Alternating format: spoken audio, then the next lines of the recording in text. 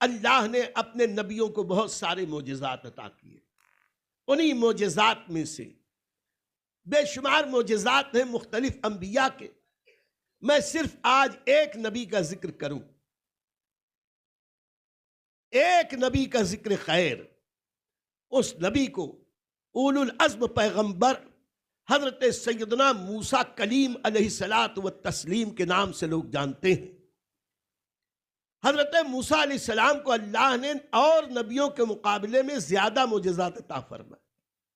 9 معجزات کا ذکر تو قرآن پاک میں اللہ نے ذکر کیا ہے، اور کیا دیا وہ تو دینے والا رب جانے، پانے والے حضرت موسیٰ علیہ السلام جانے.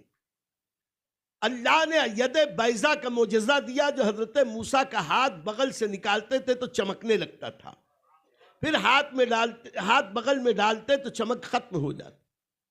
حضرت موسیٰ علیہ السلام کو عصائے موسیٰ کا معجزہ دیا، تفصیل ابھی ہم عرض کریں گے.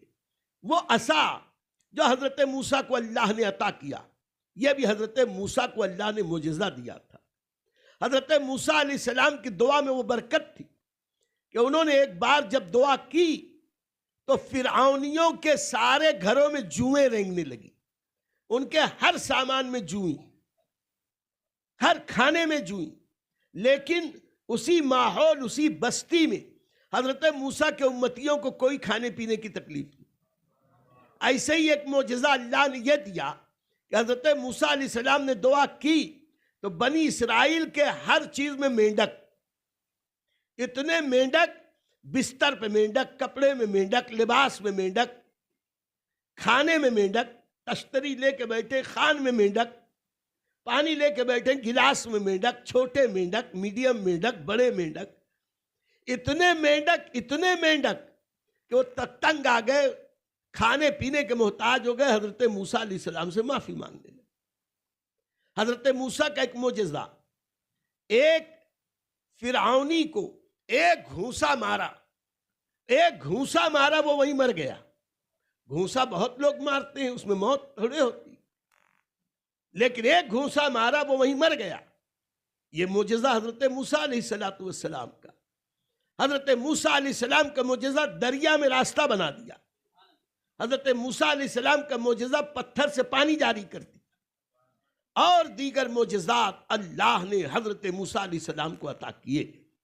لیکن میں پہلے عرض کر چکا، ہر نبی کو اللہ نے جو بھی معجزہ دیا اس سے درجہ کمال پر وہ معجزہ ہمارے نبی کو بھی عطا فرمائے.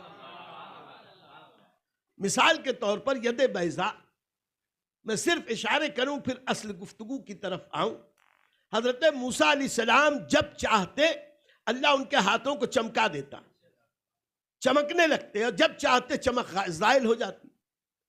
تو حضرت موسیٰ کا ہاتھ چمکنا تو بہت بڑا معجزہ، لیکن وہی حضرت موسیٰ کے معجزے کی نئی شکل نبی کی بارگاہ میں آؤ تو حضرت عباد بن بشر اور حضرت اسید ابن حضیر رات کی تاریکی میں مسجد نبوی سے چلے، اندھیری رات، راستہ دور، بنی عبدالشہل میں گھر.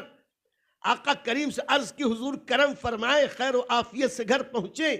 آقا علیہ السلام نے حضرت ابن بشر کی لاٹھی لی اور اس لاٹھی پہ اپنا دست اقدس پھیرا. ہاتھ پھیرنا تھا کہ وہ لاٹھی ٹیوب لائٹ کی طرح چمکنے لگی. اس کی روشنی میں یہ دونوں صحابہ چلے اور ایسی جگہ پہنچے جہاں سے دونوں کے گھروں کے راستے جدا ہوتے تھے. وہاں پر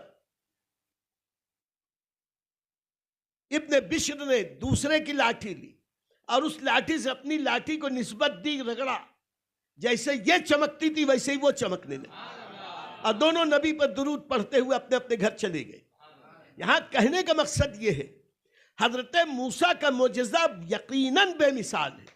ہاتھ کوئی چمکا کے تو بتاوے آج، لیکن نبی کے ہاتھ تو ہاتھ، وہ ہاتھ جس لاٹھی پہ لگ جائیں وہ لاٹھی بھی چمکنے لگ جائے. معجزہ موسیٰ سے بڑھ کر معجزہ رسول پاک صاحب لولاق. ایسے ہی حضرت موسیٰ علیہ السلام کا معجزہ تھا وہ لاٹھی، جس لاٹھی کی تعریف میں مفسرین نے، سیرت نگاروں نے لکھا کہ جس عصا کے بارے میں اللہ نے قرآن میں یہ پوچھا حضرت موسیٰ علیہ السلام سے، وما تلک بیمینک یا موسیٰ، اے موسیٰ تمہارے سیدھے ہاتھ میں کیا ہے؟ تو حضرت موسیٰ علیہ السلام نے فرمایا میرے ہاتھ میں میرا عصا ہے، یہ وہ ہے جس سے میں بکریوں کے پالے جھاڑتا ہوں، پتے توڑتا ہوں، اس سے میں ٹیک لگا کے کھڑے رہتا ہوں، اس لیے کہ اس عصا کے اوپر سر 2 شاخہ تھا اور وہ تکیے کی طرح ٹیک لگا کے اس پہ آدمی کھڑا ہو سکتا تھا۔ عصا بھی اتنا لمبا تھا جتنا قد حضرت موسیٰ علیہ السلام کا، ان کے بغل تک پہنچ جاتا تھا۔ اور اس عصا کی شان یہ کہ حضرت موسیٰ علیہ السلام نے کہا کہ اس سے میں اور بھی کام لیتا ہوں۔ اللہ رب العزت نے اس عصا کو بھی حضرت موسیٰ کا معجزہ بنا دیا۔ یہ عصا کون سا تھا؟ تو مفسرین فرماتے ہیں، سیرت نگار فرماتے ہیں، مورخین نقل کرتے ہیں کہ حضرت آدم علیہ السلام جب جنت سے چلے تھے تو 5 چیزیں جنت سے لے کے آئے تھے، انہی میں ایک عصائے موسیٰ علیہ السلام بھی تھا۔ یہ عصائے موسیٰ جنت کی خوشبودار پیلو کی لکڑی کا بنا ہوا تھا، 10 گز کے قریب لمبا تھا، بڑا خوبصورت تھا، جنتی لکڑی کا، پیلو کی لکڑی کا تھا، اور اس میں اوپر 2 شاخیں تھیں، ان کے اوپر ٹیک لگا کے حضرت موسیٰ علیہ السلام کبھی کبھی کھڑے ہوتے تھے۔ آگے فرماتے ہیں کہ وہ حضرت آدم کے بعد نسلن بعد نسلن حضرت شعیب علیہ السلام تک آیا۔ پھر حضرت شعیب علیہ السلام نے جب اپنی بیٹی کی شادی بی بی صفورہ کی حضرت موسیٰ علیہ السلام سے کی اور رخصت کیا کہ جاؤ اب تم مصر کی طرف دوبارہ، تو وہ عصا بطور یادگار یا تبرک حضرت موسیٰ کو عطا کر دیا۔ حضرت موسیٰ علیہ السلام وہ عصا لے کے چلے، اور جب فرعون کے دربار میں جانے کی باری آئی تو حضرت موسیٰ علیہ السلام کو جب رب نے کوہ طور پر حکم دیا کہ جاؤ اور تم فرعون سے جا کر میری توحید کا بیان کرو، تبلیغ کرو، حضرت موسیٰ علیہ السلام نے عرض کی کہ اے پروردگار عالم، میں بظاہر کمزور و ناتمام، وہ بادشاہ وقت ظالم اور جابر، تو مجھے کوئی نشانی عطا فرما۔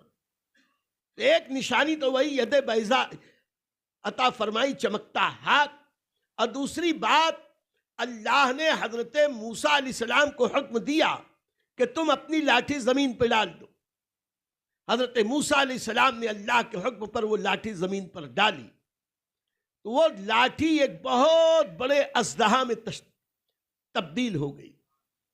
حضرت موسیٰ علیہ السلام اس اژدہا کو دیکھ کر جن کیفیات سے گزرے، اللہ نے حضرت موسیٰ علیہ السلام کی تمانیت کے لیے کہا اے موسیٰ گھبراؤ مت، آگے بڑھ کر اژدہے کے منہ میں ہاتھ ڈال دو۔